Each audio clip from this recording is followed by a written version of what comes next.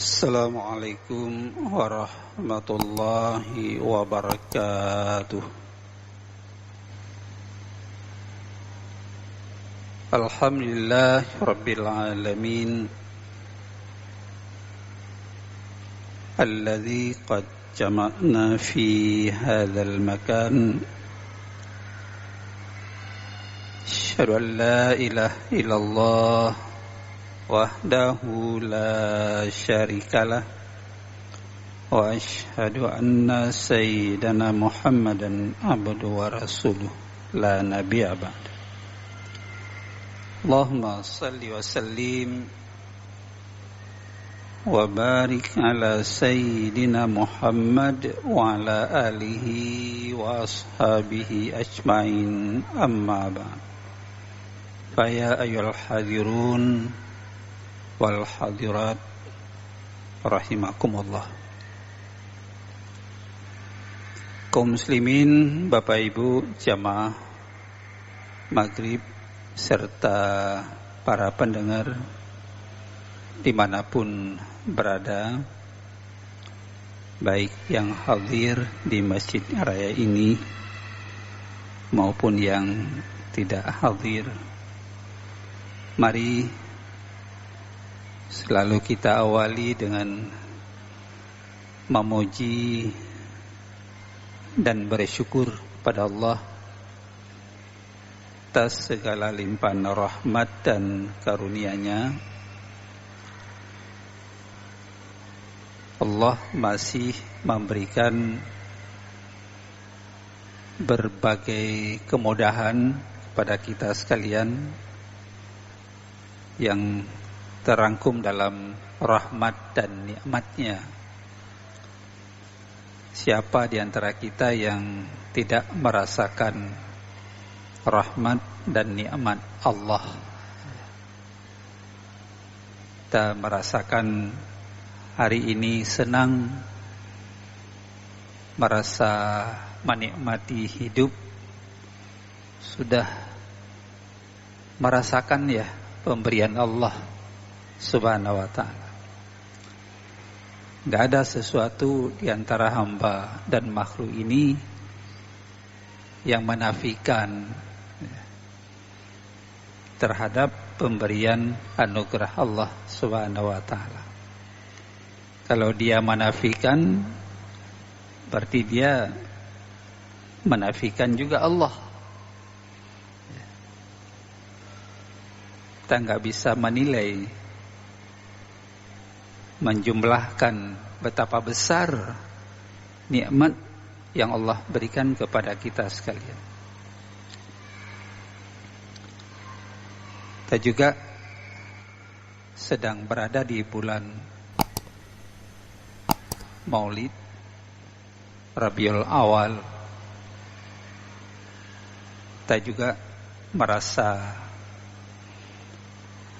mencintai, bukan sekedar dalam ucapan, tapi kita wujudkan di dalam perbuatan.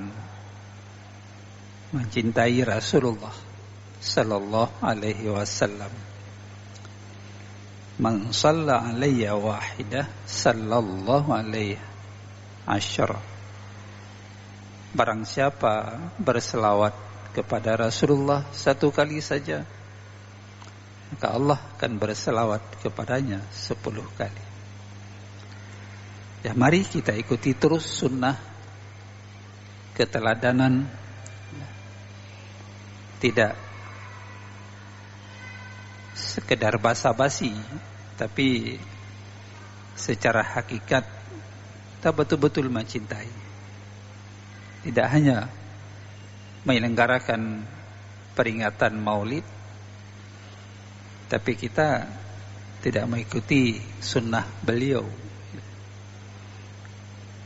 Ya, mudah-mudahan kita menjadi pengikut umat Muhammad Rasulullah SAW yang selalu menjalankan perintah Allah dan meninggalkan larangannya.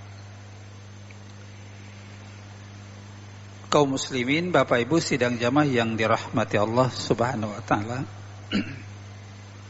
Kita melanjutkan malam ini bahasan kajian yang kita sampaikan pada Ahad malam yang lalu, supaya ada kesinambungan. Kita mengulang apa yang menjadi bahasan pada Ahad malam yang lalu.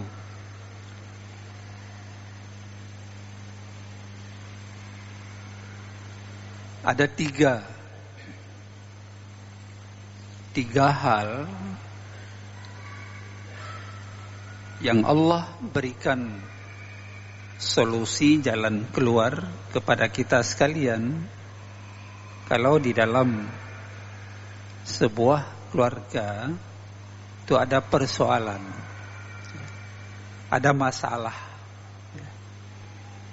Tentu Allah memberikan solusi, karena masalah itu bisa diselesaikan.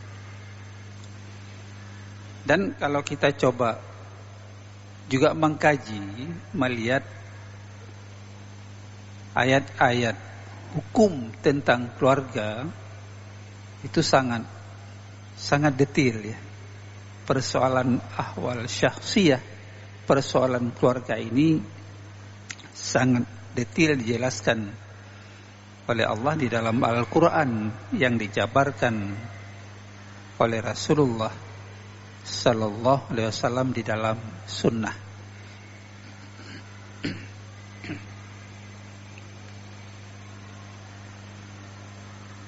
Wallati takhafuna nushuzahunna fa'idhuhunna wahjuruhunna fil madhaji wadribuhunna.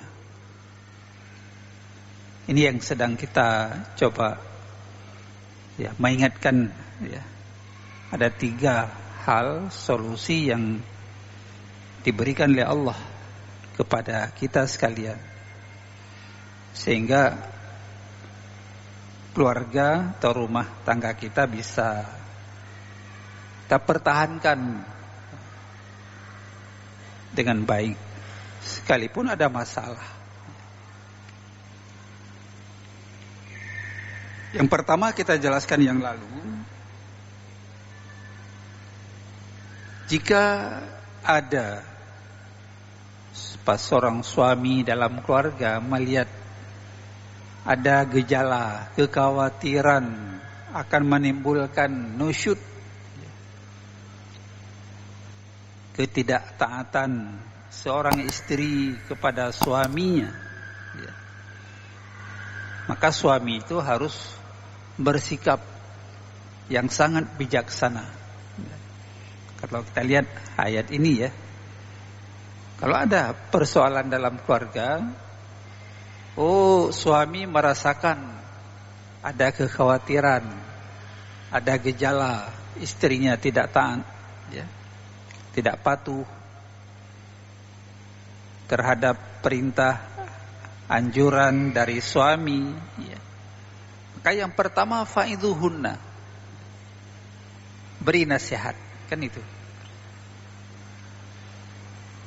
Itu suami yang baik seperti itu, bukan dimarahin istri, tapi diberi nasihat yang baik.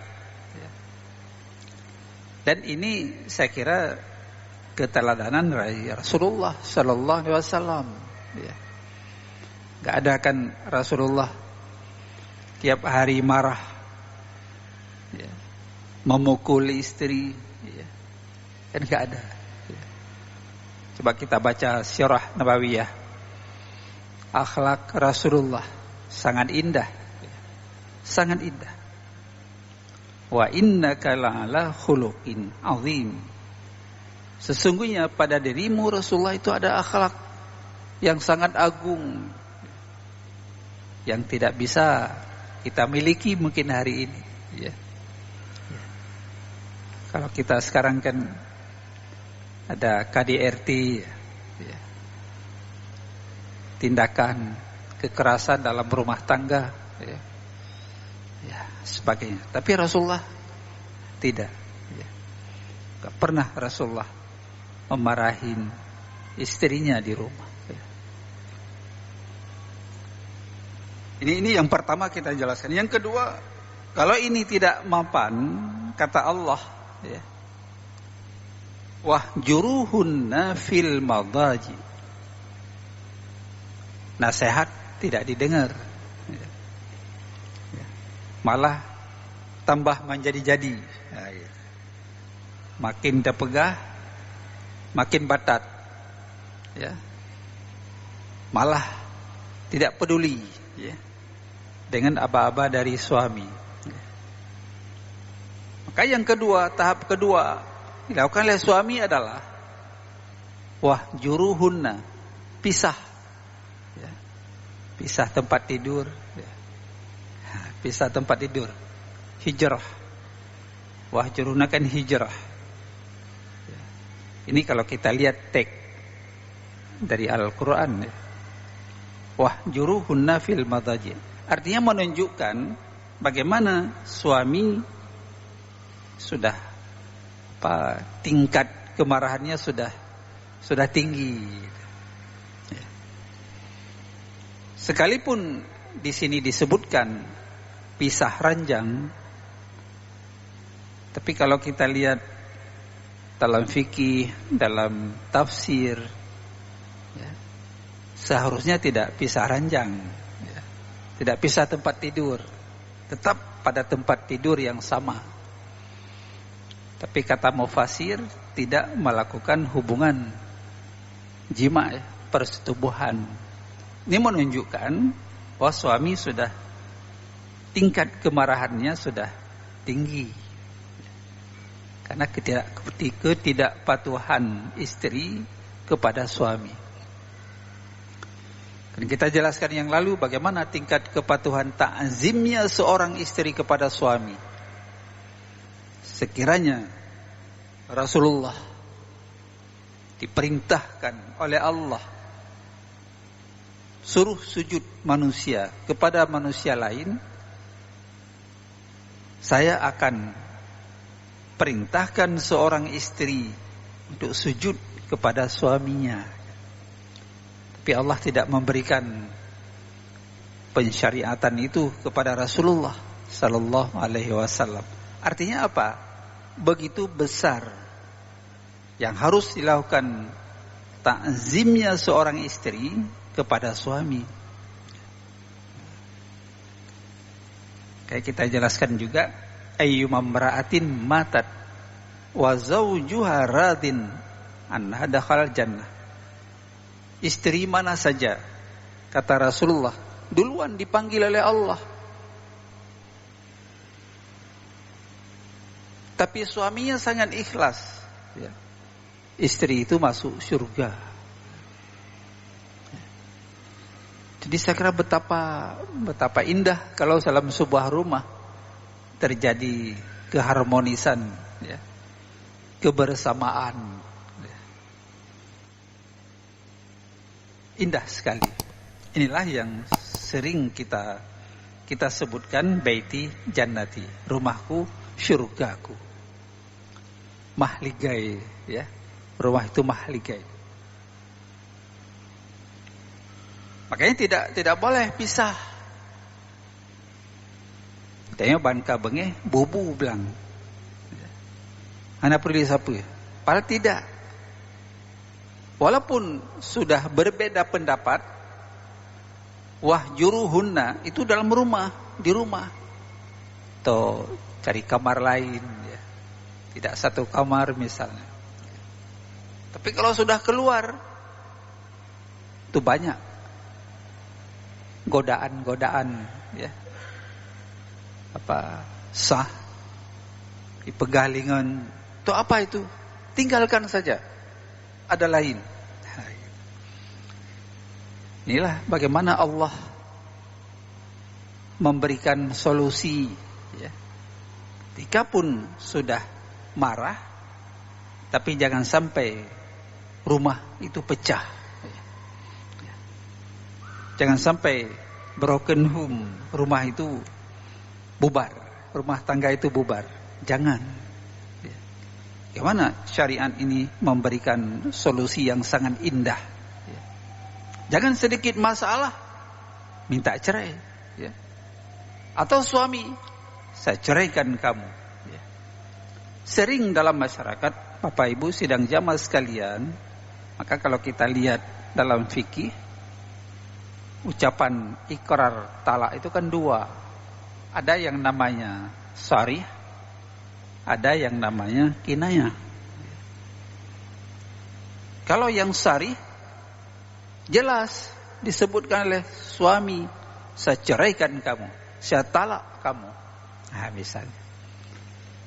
Itu kan sharih. Jelas. Ya. Kalimat yang digunakan. Otomatis. Talaknya jatuh. Talak satu misalnya. Ya. Maka kita lihat juga, kenapa talak satu? Inilah syariat memberikan tuntunan yang sangat bagus sekali. Kalau bisa rumah itu tidak bisa. Kenapa tidak 3 terus? Bisa. Talak 1 dulu. Ya. Nanti marah lagi, rujuk, marah lagi, talak 2. At-talaku marratani. Kata Allah. Fa'imsakun bima'rufin au tasrihun bi ihsan. Talak itu 2 kali. Talak 1, talak 2. Namanya talak raj'i. Bisa kembali di dalam masa iddah. Begitu Allah memberikan tuntunan. Ya. Kenapa tidak sekali putus saja, nggak ada rujuk? Tapi diberi kesempatan dalam syariat. Itu rujuk. Talak 1 ya. Talak 2. Bisa rujuk. Selama dalam masa iddah. 3 bulan. Ya. Kalau habis masa iddah, harus nikah. Nikah baru. Nikah baru. Sudah lewat 3 bulan masa iddah. Nikah. Seperti nikah awal dulu. Ini sebuah tuntunan yang sangat indah, ya. Syariat Allah Subhanahu wa ta'ala. Artinya apa? Kalau bisa jangan pisah. Apalagi ada anak. Sudah 15 tahun, 20 tahun berumah tangga pisah, kan bubar semuanya, ya. Bagi, ya. Apalagi ada anak masih kecil, siapa yang urus anak? Inilah syariat memberikan sebuah tuntunan, ya, dari Allah yang sangat bijaksana sekali. Sangat bijaksana sekali. Ini kalau terjadi talak secara sharih, ya, jelas. Ya. Makanya kalau kita lihat fikih, kalau ini diucapkan oleh suami, sekalipun di luar majelis, mahkamah, pengadilan, secara hukum tetap jatuh talaknya. Cuman surat keterangan itu enggak ada, buktinya enggak ada. Itu saja persoalannya. Sementara yang kinayah, ya, sindiran, tidak dikatakan dengan saya talak kamu, saya cerai kamu, tidak. Tapi dengan kiasan. Pulang ke rumah orang tuamu. Atau keluar dari rumah ini, ya. Itu kan kinayah, tapi hatinya mungkin cerai, ya. Itu juga jatuh talak 1 kalau diiringi dengan niat hatinya, ya. Makanya disinilah kita di dalam sebuah keluarga ada rasa kesabaran, ya, sabar. Tidak, kalaupun marah, kita kendalikan marah. Jangan sampai keluar kata-kata yang berimplikasikan hukum. Ya. Kalau marah, kata Rasulullah, di rumah datang ke apa? Ke sumur, ke pet, ambil wudu. Ya. Ambil wudu, itu akan tersirami, yang marah itu akan jadi dingin. Ya. Apalagi kita salat sunat 2 rakaat, ya, itu akan netral, akan steril kembali, ya. Tapi kalau terus marah, ya, tindak kekerasan akan terjadi, pemukulan dan sebagainya. Maka di dalam ini kita bijaksana sekali. Maka Rasulullah mengatakan dalam hadis beliau, apa yang kita makan, kita berikan. Apa yang suami makan, suami beri kepada istri. Ya. Jangan suami makan enak, istri nggak pernah diberikan seperti suami makan di luar misalnya. Kalau suami berpakaian, ada pakaian, juga beri pakaian untuk istri yang sama. Wala tadribu fil wajh. Jangan pukul pada wajah. Jangan nanti diuji ya. Pada wajah. Wala tadribu fil wajh, kata Rasulullah, jangan sekali-kali memukul istrimu di wajah. Ya. Sakit hati, sekali sakit hati seumur hidup dia ingat itu. Hindari itu pemukulan di dalam sebuah keluarga. Wala tukabbih, jangan mengejek ya. Karena kurang cakap, memasak, diejek ya. Gak boleh ya. Itu supaya tidak terjadi persoalan dalam keluarga. Maka hari ini kan ada juga, tidak ditalak oleh suami, tidak dicerai oleh suami, tapi minta cerai, fasah, cerai gugat, pengadilan, kan banyak juga istri yang menggugat suami, malah ada khulu, tebus, talak tebus, dia minta sama suami, ni cerai lung. Nyulum bi kerana mahar yang baru je lum pulang 10 mayam. Tu modal ni. Tu khulu. Ada isteri talak khulu. Minta cerai, mahar dulu 10 mayam saya kembalikan sebagai modal, tapi ceraikan saya. Gitu. Itu talak khulu. Juga banyak. Tidak ada di tempat kita, tapi mungkin di kota-kota besar itu banyak kasus-kasus talak khulu'. Istri minta diceraikan tapi diberi tebusan oleh istri. Itu Bapak Ibu sidang jamaah sekalian. Kemudian ini tidak pisah, tetap dalam serumah ya. Walaupun Al-Qur'an mengatakan wahjuruhunna fil madaji. Wadribuhunna. Yang ketiga, kalau tidak mapan, yang pertama nasihat. Pisah tempat tidur, pisah kamar juga enggak terasa. Tambah tunggang gitu. Yang ketiga baru wadribuhunna. Boleh pukul. Nah.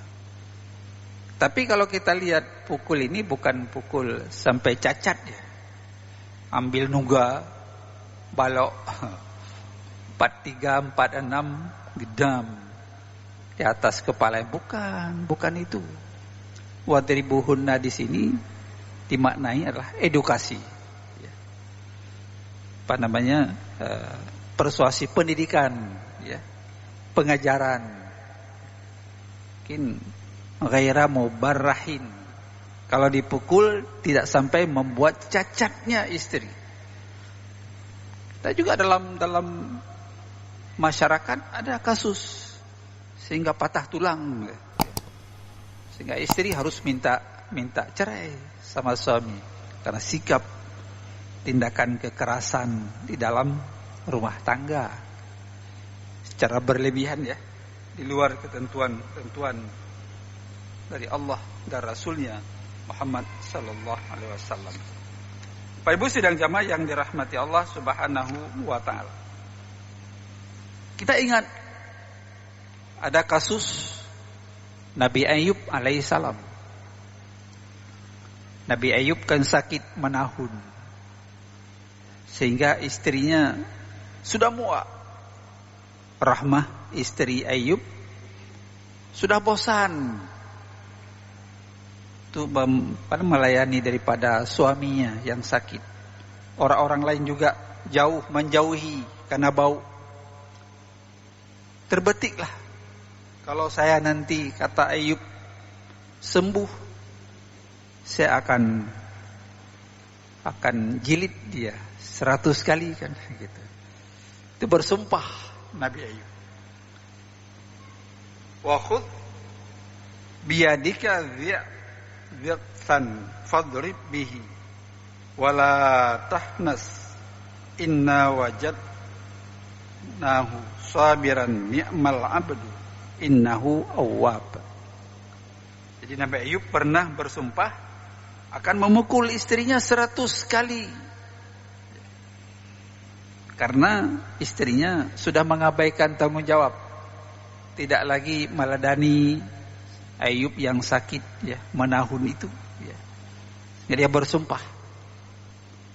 Tapi ketika Ayub ini sembuh, karena disuruh oleh Allah, dihentakkan kakinya, muncullah air. Air itu mandi, penyakitnya sembuh, sehat kembali. Allah berikan karunia anak, harta, ya, yang dahulu sudah hilang semuanya, ya, oleh Allah Subhanahu wa ta'ala. Tapi Ayub tidak jadi memukul 100 kali. Allah mengatakan, "Hei Ayub, ambillah dengan tanganmu seikat rumput, maka pukullah dengan itu, dan janganlah kamu melanggar sumpah." Dibit rumput ada 100 diikat seperti sapu lidi, 100 jumlahnya 100.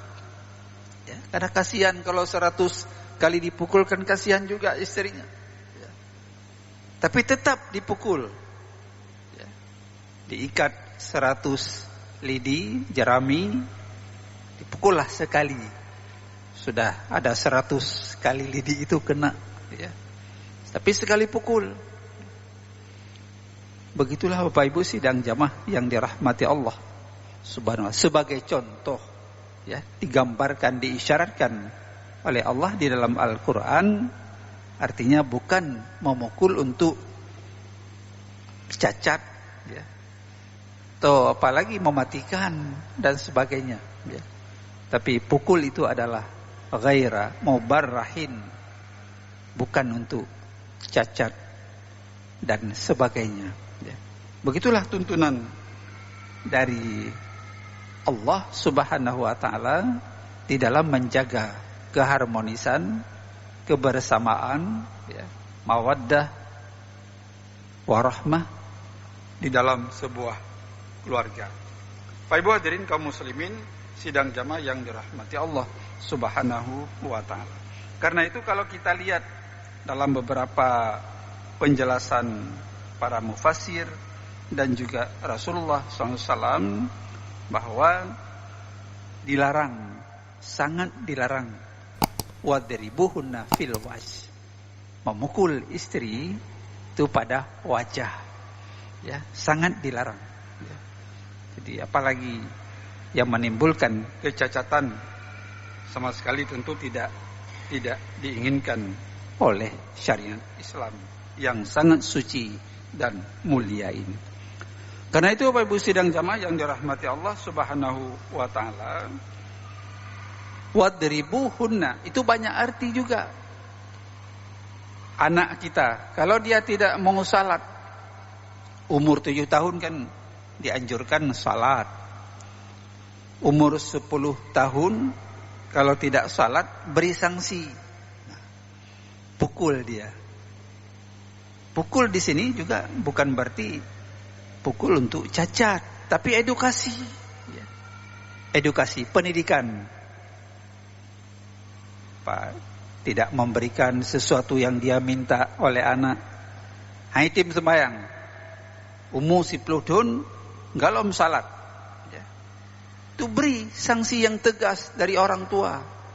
Tapi bukan pukul sehingga dia cacat, ya. Tapi dalam arti edukasi, persuasif, mendidik, mengingatkan, ya, tanggung jawab orang tua, ya, sebagainya. Begitu juga dengan wadir. Banyak dalam Al-Quran kalimat daraba ya. Wa duribat alaihimud dhillatu wal maskanah. Juga daraba. Ya. Berjalan, bisa berjalan, menghentakkan kaki di jalan, berjalan ya. Bukan selalu pukul ya. Di berjalan di jalan juga wadrib ya. Darban fil ardi, bisa berperang di jalan Allah dan sebagainya ya. Jadi wadribuhunna bukan berarti selalu pukul, tapi dalam arti edukasi, persuasif, pendidikan, sehingga betul-betul ini sudah pada tingkat kemarahan yang tinggi. Ada para mufasir, kalau untuk memukul itu bukan hak wewenang suami, tapi kewenangan sultan, pemerintah, hakim ya. Tidak sembarangan main hakim sendiri pukul ya istrinya, tidak seperti itu. Itu ada pendapat mufasir seperti itu. Mudah-mudahan Bapak Ibu sidang jamaah yang dirahmati Allah Subhanahu wa taala, 3 hal ini kita bisa lakukan dengan baik sebagai solusi tawaran Allah Subhanahu wa taala. Pertama, nasihat. Yang kedua, tidak mapan nasihat baru pisah tempat tidur atau tidak bersetubuh ya, tidak memberikan sesuatu karena dia membangkang, tidak memberikan nafkah. Tidak juga mampan, baru agak tinggi lagi, wadribuhunna ya, beri sanksi yang tidak memberikan dia sampai cacat ya, tapi sekedar peringatan bahwa itu sudah pada tingkat yang terakhir. Suami marah kepada istri karena istri nusyud. Apakah suami saja nusyud? Tidak, suami juga ada yang nusyud. Mungkin akan kita sambung pada Ahad malam yang akan datang insyaallah. Demikian, terima kasih, mohon maaf. Billahi taufik wal hidayah. Assalamualaikum warahmatullahi wabarakatuh.